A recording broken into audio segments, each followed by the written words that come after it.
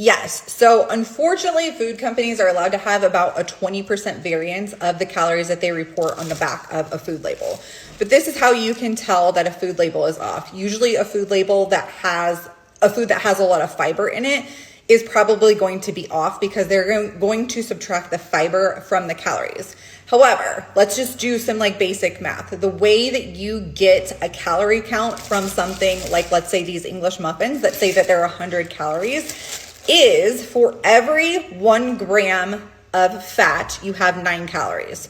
For every 1 gram of carbs, you have 4 calories. For every 1 gram of protein, you have 4 calories. So even this is labeled wrong because I did the math on it and you have about 129 calories in this product.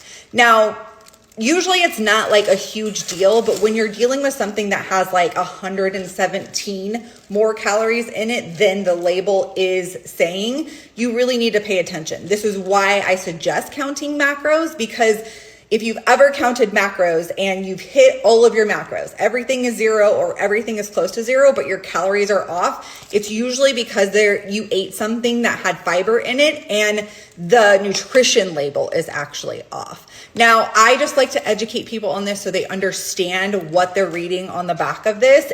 Again, the details sometimes matter, sometimes they don't matter. If it's a lot, like 29 calories is probably not too much to worry about. But if it's something like 100 more calories or 120 more calories, then that's probably something that you want to look at. So as long as you're counting the macros, you are going to get you're going to hit your calorie goal. If you're just counting calories, then you might be going over your calorie goal.